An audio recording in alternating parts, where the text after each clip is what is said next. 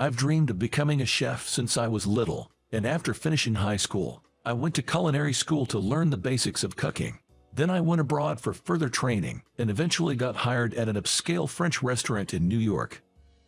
Around that time, thanks to a friend, I met the daughter of a CEO from a first-class company. "Hello, nice to meet you. My name's Amanda." "Nice to meet you too." I was smitten at first sight with her elegant beauty and the way her dazzling attire suited her so well. Luckily, it seemed she took a liking to me too, and we started dating pretty soon after. Life was good until a few months later when my mom fell critically ill. After some tests, it turned out she had cancer. They recommended her a special treatment. But it seems like it's going to cost an arm and a leg. They don't have any shared rooms available for hospitalization, so if she wants to start treatment immediately, she has to use a private room. I was also told that it would be best to have the surgery as soon as possible. I wanted to save my mom no matter what, but she, a single mother, had struggled to raise me and didn't have any substantial savings. I guess I have no choice but to talk with Amanda. With a feeling of clutching at straws, I called her. "Hello, Amanda, Mom's got cancer." "What?" After I explained everything, Amanda conveyed the message to her father, and I was offered a loan for the treatment expenses.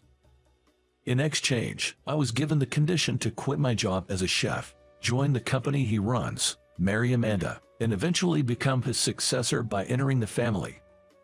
So, I decided to firmly quit my job as a chef and joined his company. Afterward, Amanda and I got married. My mom had a period of recovery due to the chemotherapy, but 5 years later, metastasis to the lungs and liver was found. And despite the treatments, she passed away all too suddenly. I had one misfortune after another. I was demoted to a factory in the sticks. The issue was a major screw-up at work. But it wasn't actually my fault. It was a colleague's mistake. This colleague managed to pin his failure on me. Even after I spoke up, my boss wouldn't believe me, and I ended up taking the fall. The place they sent me to was a real backwater. I had always assumed that my wife, Amanda, would follow me, but "I can't go with you," she said. "What's that supposed to mean? Is there a reason you can't go?" When I pressed for a reason, an utterly shocking truth came to light. Turns out she was having an affair. And to add insult to injury, it was with the colleague who had pinned his mistake on me. "You're kidding me. What a mess." All this time, I believed Amanda loved me. "I'm sorry, I'll pay you alimony, but I want you to break up with me." Her words left me absolutely dumbfounded. Thinking about it, the company probably transferred me to this remote place because the boss got wind of this affair. Maybe the boss, at Amanda's request, decided to get rid of me, an inconvenient obstacle, by sending me away to this far-flung rural area. I was too astounded to even speak. All I wanted was to get away from her as quickly as possible. Soon after, I divorced her, took the alimony, and moved to the rural areas I was assigned to. In this small town, news travels fast, and I was quickly labeled as the guy dumped by the boss's daughter. Being an outsider, I never fit in at the workplace and found myself becoming isolated. At this point, I felt like my life hit rock bottom, and I was thoroughly fed up. One evening after 3 months had passed, I was worn out after working overtime, waiting at the bus stop in front of the factory. The ground was covered with large puddles from the sudden downpour that had started earlier. I had a foldable umbrella with me, so I didn't get wet on my way to the bus stop. The forecast had called for just a 20% chance of rain today. As I was mulling this over, waiting for the bus, I heard the sound of splashing footsteps. Looking up, I saw a woman running toward the bus stop.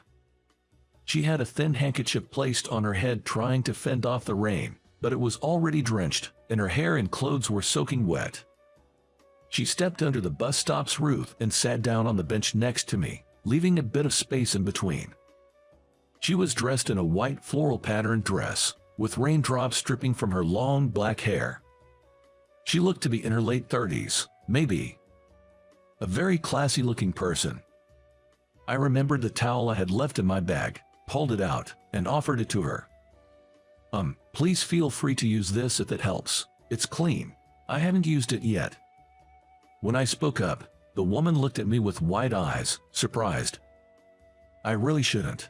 Don't worry about it. You'll catch a cold if you stay like that." "Are you sure it's okay?" "Yes, please take it." "Thank you very much." She took the towel from my hands and dabbed at her wet hair. Then, she asked me for my contact details. "I'd like to wash the towel and return it to you." "There's no need for that. It's yours to keep." "But I can't just accept it. Could you please give me your contact details?" Since she was insistent, I decided to give her my phone number. "Her name is Ashley," she said. Later on, Ashley called me to a certain place. She said she wanted to treat me to a meal as a thank you for the towel. "I'm sorry for having you to come all this way." When I arrived at the designated place, Ashley was waiting. "No, I feel bad that you were treating me over just a towel." Ashley led me to what appeared to be a small, privately owned restaurant. As we opened the door and entered, a waitress approached us. "Welcome, oh boss, you're back." "Boss?" I was puzzled. "Yes, that's right.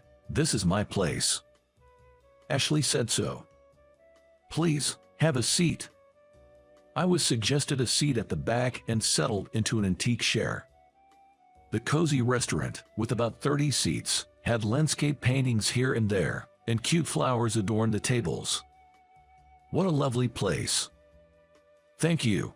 Feel free to order any dish you'd like from the menu," she replied, handing me the menu. I chose the stuffed cabbage from the list and placed my order. Ashley came from the back with a paper bag and handed it to me. "This is the towel from that time. Thank you so much for your help." "It was nothing. I feel bad, like I've made you go out of your way." She shook her head and said no. "I really was saved by you then. To be honest, I was in such a state that I couldn't stand it. I even thought about ending it all." Hearing this, I was shocked. What do you mean?" "Well, I lost my husband in a car accident a year ago. He was a chef. Ever since we were dating, he had the dream of owning his own place, and we saved up little by little. Finally, we had enough money saved up to lease a place, and we were preparing to open. Just 3 days before the opening, her husband was hit by a drunk driver. Originally, Ashley mourned with grief, but eventually, she decided to carry on her husband's will and open this restaurant. She hired a chef and opened the restaurant, but the customers didn't increase, and she continued to run at a loss. The money dwindled, and the debts piled up. That's why, eventually, I couldn't make ends meet. I was mentally exhausted from the collectors coming day and night. That night, I was returning from visiting my husband's grave. The pouring rain made me feel so hopeless. I impulsively thought about ending my life. But then, when I borrowed the towel from you at the bus stop, I came to my senses. Realizing there was someone who was kind to me, I suddenly found hope." She smiled and continued. "If I went to the other side now, my husband would surely be mad at me. So, I changed my mind. I wanted to fulfill his dream in his stead." Soon after, the stuffed cabbage I ordered was brought to the table. "This is a recipe left by my late husband. Please enjoy," Ashley suggested with an inviting gesture. I cooled the hot stuffed cabbage before taking a bite. It had a nostalgic taste with a new depth, a unique flavor. "It's really delicious." I told her exactly what I was thinking. And she responded with the biggest smile, clearly thrilled. After we finished eating, I made a proposition to her. "Ashley, if it's all right with you, could I help out at this restaurant?" Ashley looked surprised. "Help out? Yeah, I used to be a chef, and like your late husband, I've always dreamed of owning my own place someday." I told her about having to give up that dream to take care of my mom's illness and because of my marriage to my ex-wife. I also shared that my mother had passed away and that I had been abandoned by both my company and my ex, leaving me all alone. "I just can't seem to fit in at my current job. It's been a lot to deal with, and I was thinking of quitting anyway. That's why I was determined to get back into cooking. I'm touched by your offer, but right now, this restaurant is running at a loss, and we simply don't have the funds to hire you," Ashley said, looking downcast. "I don't need a salary. I'm willing to work for free until the business starts to turn a profit. Could you consider making me a co-manager?" At this, Ashley's eyes went wide. Fortunately, I had some savings, and I had been receiving alimony from my ex-wife. Plus, during my time at the restaurant, I would study business and marketing on my days off, thinking about my future dream. When I told her this, she looked at me with eyes full of hope. "If that's the case, then absolutely, I would love to have you on board." Ashley extended her hand, and we shook hands firmly. And that's how we became co-managers of the restaurant. First thing I did was start a marketing survey for the area where the restaurant is located. Based on the findings, we revised the restaurant's facade, signage, interior decor, menu, and even the taste and portion sizes of the dishes.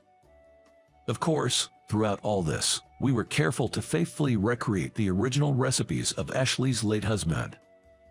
And so, the restaurant floor was reopened after revamping.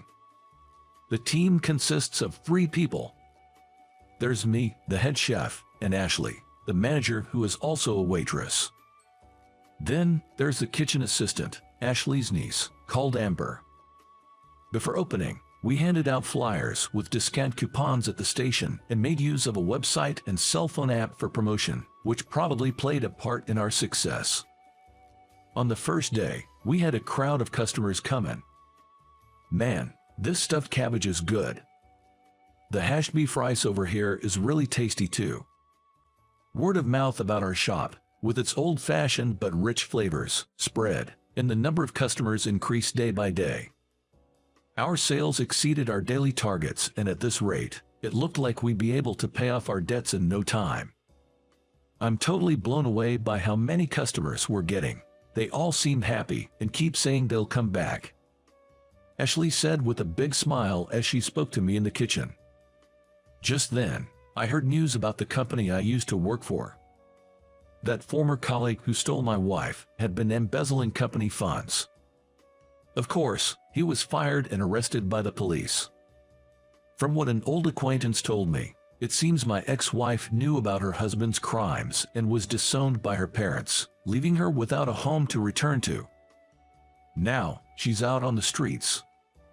Hearing that, I felt a deep sense of relief. And then one night, I finally confessed my feelings to Ashley.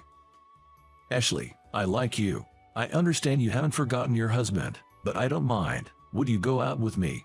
She blushed and replied, "If you're okay with someone like me." "Thank you."